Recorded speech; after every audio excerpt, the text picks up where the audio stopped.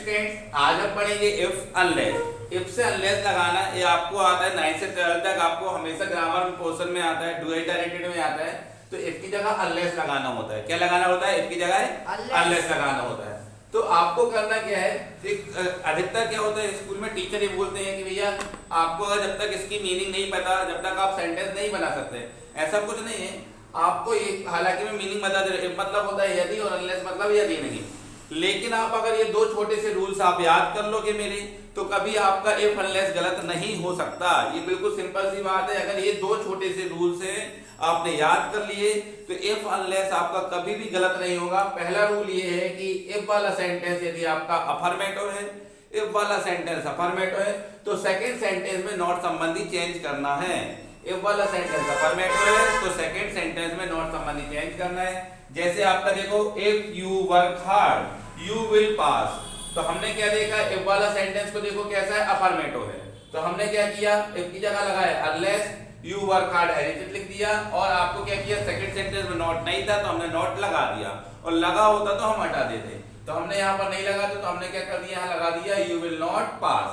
अब if you don't do your work, if you do your work, यदि आप अपना काम करते हो, if you do your work, अगर आप अपना काम करते हो, you will not punish, I will not punish to you, है ना। अगर आप अपना काम करते हो तो मैं आपको पनिश नहीं करूंगा। If you do your homework I will not punish you.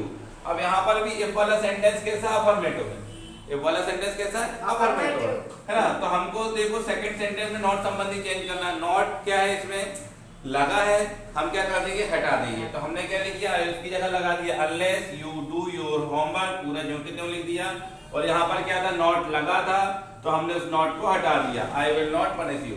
ये हो गया रूल नंबर 1। अब रूल नंबर 2 क्या है, यदि इफ वाला सेंटेंस कैसा नेगेटिव है तो हमको क्या करना, उसको अफर्मेटिव बनाना है। यदि इफ वाला सेंटेंस नेगेटिव तो हमको उसको अफर्मेटिव बनाना, और सेकंड सेंटेंस में नो चेंज।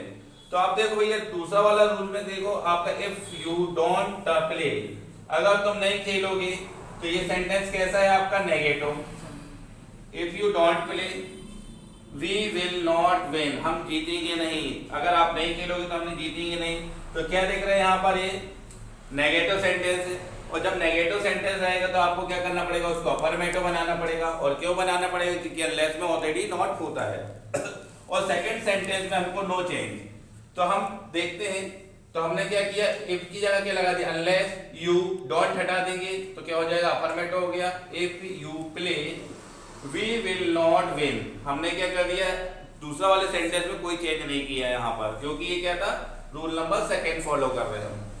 ठीक है, इसी प्रकार ये लिखा है इफ शी डजंट गो, अगर वो नहीं जाएगी, I will go to school, तो मैं स्कूल जाऊंगी, है ना। तो क्या हो जाएगा, आपको सेकंड वाला सेंटेंस कैसा दिख रहा है, नेगेटिव दिख रहा है। और अगर नेगेटिव होने के कारण आप क्या करोगे, इसको अफर्मेटिव बना दोगे। तो इफ की जगह क्या लगा दिया, अनलेस। अब सी की जगह सी, डजंट हटाएंगे तो वर्ब के साथ क्या लग जाएगा, ईएस लग जाएगा, तो गोज हो जाएगा। और I will go to school, तो हमने लिख दिया I will go to school. कोई चेंज नहीं करना है।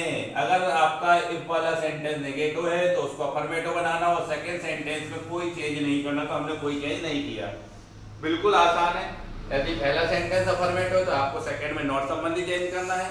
और अगर पहला सेंटेंस नेगेटिव है, इफ वाला सेंटेंस, तो उसको अफर्मेटिव बना दो, सेकंड सेंटेंस में नो चेंज। ओके बेटा, इस प्रकार से आप कर सकते हो।